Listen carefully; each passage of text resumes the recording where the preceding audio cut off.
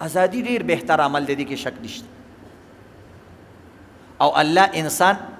بنیادی طور سره آزاد پیدا کړی دی غلام نه دی پیدا کړ او دا ډیر لوی عمل دی خو د ازادۍ مقصد عزتمندو او د ازادۍ مناولو خپل طور طریقې دي د ټولو نه لوی ازادي په دنیا کې چې ورکړې ده هغه حکومت نه ده ورکړې هغه الله ورکړې ده ډیر خوراکونه آزاد کړي دي کم خوراکونه بند کړي دي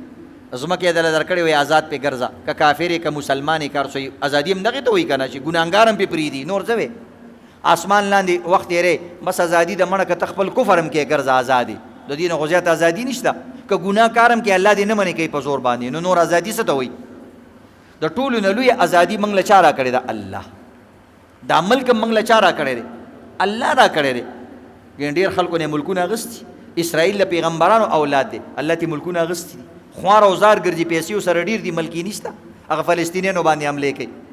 ازادي ډېر لوی عمل دی دې کې شک نشته خو د ازادۍ خپل اعمال دي د ازادۍ اول عمل دا دی چې چا د ازادي درکړه هغه ته مهرباني د هغه به شکریا ادا کړي داسې ده که نه ته یو ګنټه مخکې چوټي اړي د دوکان نه او استاد ته وایي زه بچیا فری مزې کوه فوراً ورته انسان وایي جي ډېره مهرباني جزاک الله الله دې تام خوشحاله کړي یو ګنټه چوټي درکړه تا خو تعالی الله شپېته کاله دې تېر کړه ازادي آزاد ملک دې تېر کړه نو ټول ناول به د الله شکریا ادا کړي د الله شکریا څنګه ادا کېږي جنډه اوچتولو سره نه د الله شکریا زنده‌باد مرداګات ته کېږي نه ما د الله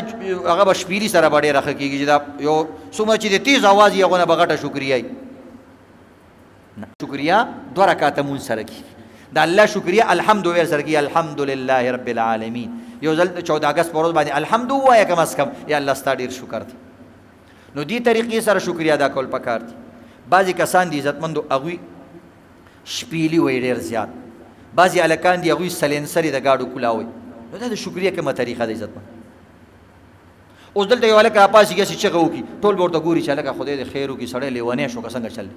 او په دې 14 اګست کې ټول هلکان ستا بچې زما بچې ټول چغې وایي څوک هم خپل بچي ته نه وایي نه خیر دی ازادي ده هلکه خو د عقل نه آزاد شو د دماغو نه آزاد شو لیونی دی چغې وایي پردی بچې چې چغې وایي بیا دله غوسه درځي او چې کله ستا بچې چغې وایي او سورې وایي او ټوپونه وایي خوشحالېږي وایي ازادي ده دوله په خپله باندې وروره ټوپک اخیستی دی پټاخي وله اخیستې دي پیسې وله جب کې اچولې دي سلنسر یې وله کولاو کړی دی داسې مه کوئ عزتمند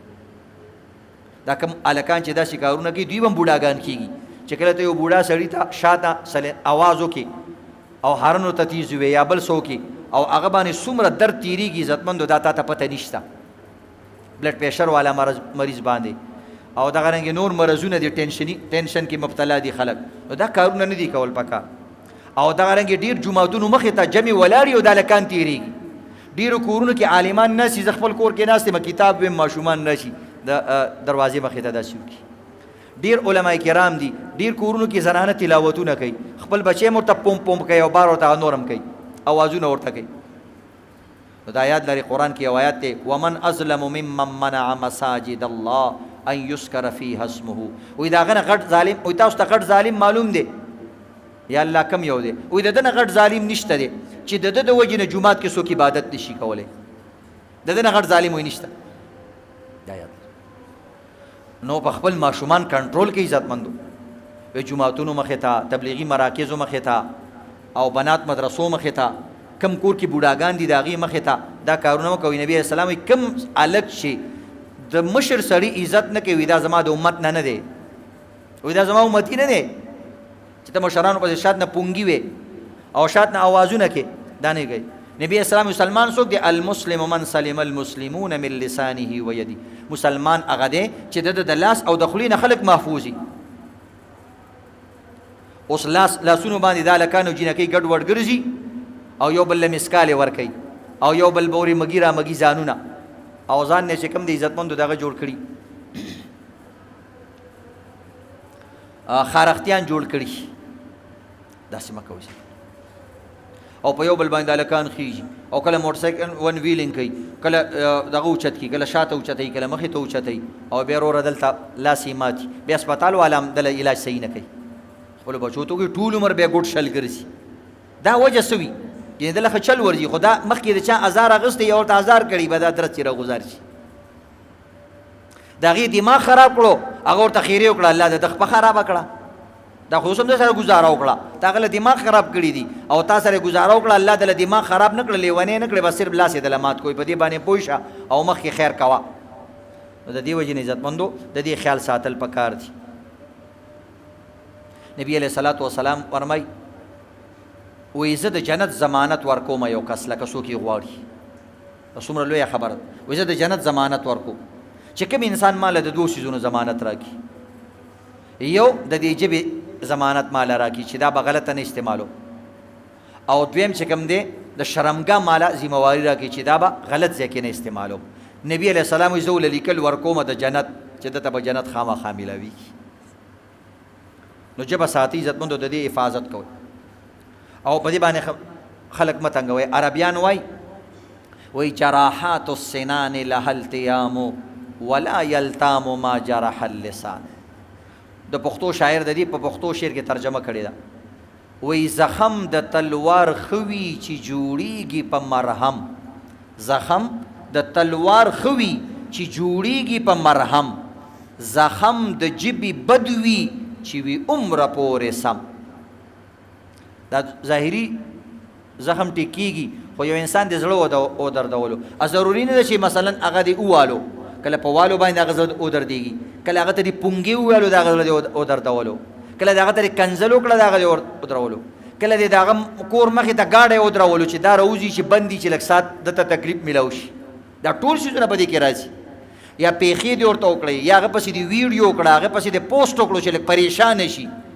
نو دا آیات دا ټول تکلیفونه کې راځي او دا اردو عالم وی انسان بلا سکتا ہے ہر درد کو لیکن جو دل پہ لگے اس کو بلانا نہیں آتا وی هر درد انسان نه هیریږي خو د زړه درد انسان نه هیریږي او زړه درد آیات لري ځکه زړه ته څوک رسیدې نشي کنه لاسو ته نه رسیږي خپو ته نه رسیږي زړه ته عزتمندو چې رسي نو جبه ورته رسي ډایرکټ دا جبه زړه ته رسي او هغه څنګه د خبرو په خبره د جبې نه وځي غوږ ته پرېوځي او ډایرکټ زړه ته لاړ شي نو عموما زړه ته درد په خبرو رسي ستا ملګری دی دلته ورته سلام کې او وروسته خلکو ته وایي دا غټ منافق دی نو دې سره ته هغه منافق نه شو ته منافق شوې ځکه منافق همدغې ته وایي چې یو ځای کې یو شاني بل ځای کې بل شان وی منافق هغه ته او یې ته په خپله دا یاد لري او دا شان دا انکیانم وی مسجد ڈاوے مندر ڈاوے ڈھاوے جو کچھ ڈھیندا پر کسی دا دل نہ ڈاوے رب دلا وچ رہندا وی کہ جماعت گزار شو مندر گزار شو کور گزار شو نو خیر دې دا بیا جوړیږي بیا یې جوړ کا خو د انسان زړه مه دردوه ځکه د انسان زړه چې کوم دی دا بیا نه جوړیږي او د انسان زړه کې وی الله اوسیږي رب دلا وچ رہندا نو دا عام کور کې تا وګو نو د تورګل کور دی وران کو د بادام ګل کور دی وران کو خو چې زړه ورانه وي دا داسې دی لکه چې د الله کور دی وران کو نو اصل د الله کور چې کوم دی هغه د مؤمن زړه دی د الله دوه عرش دي یو عرش الله الاکبر یو د الله لوی عرش دی یو عرش الله الادنا یو د الله وړوکی عرش دی او د الله د وړوکی عرش د هر مؤمن زړه دی په دې کې الله نو چې چا د مؤمن زړه مات کو دا داسې لکه چې الله یې خفه کو نو انشاءالله د دې خبرو به خیال ساتو کنه خپل ماشومان به منې کوو کنه دلته چې کوم هلکان دي هغه موږ سره واده اراده وکړي کنه چې هغه به پونګي نه وهي او دغه رنګې 14 اګست فضول څیزونو کې به نه شاملېږي یو طرف ته خلک وایي غریبي ده ته لاړ شو وله دومره جنډې خرڅېږي او دومره فضول څیزونه خرڅېږي چې کله د اختر موقع راشي موږ هلکانو ته وایو لکه قرباني وکړه جی دې ته څه ضرورت دی او اوس به د 14 اګست کې د هلکان څومره پټرول خرچ کوي څومره ګاډي به خرچ کوي او څومره چکرې به وایي او څومره فضولیاتو باندې به څیزونه خرچ کوي 14 اګست دپاره چې وی نو 14 اګست نغمه ووایه د خپل ملک دپاره خو ستا اواز خو بدرنګ دی او بعضې کسان چغې وایي لکه ته چغې څه دپاره وی اواز دې ښایسته دی ګلنار بیګمې نغمه څه شی چغې څه دپاره وی قرآن کې الله وایي وغضض من صوتک ای زما بنده دا آواز دې لږ په آرام ساته ان انکر الاصوات لصوت الحمید وایي دا کوم چې ډېرې چغې وایي که نه وایي د خر په شان اواز او بېشکه د په اوازونو کې ټول نه بدرنګ اواز د خره دی نو قرآن خو خرو د پاره نه راغلی، دا انسان یادوي. وایي دا کوم کسان چې چغې وایي دا د خرو په شان دي، او د خرو اواز د الله بدې شي. مونځ کې چې څومره مقتدیان یې هم هغو نه اواز به وباسي، د هغې نه زیات اواز باندې منه راغلې ده چې څومره مقتدیان یې هغو نه به لوډ سپیکر یې هغه ځای پورې لګې. بېجا ځایونو کې به لوډ سپیکر نه لګې د مونځ دپاره، د هغه دپاره په دې پابندي ده. نو سوچ کوئ عزتمندو چې د 14 اګست دپاره د جشن ازادۍ دپاره ته داسې چغې وې، دا ډېر بد عمل دی. د دې نه به ځان ساتو که نه انشاءالله. الله دې عمل کولو توفیق راکړي. سنت کوئ.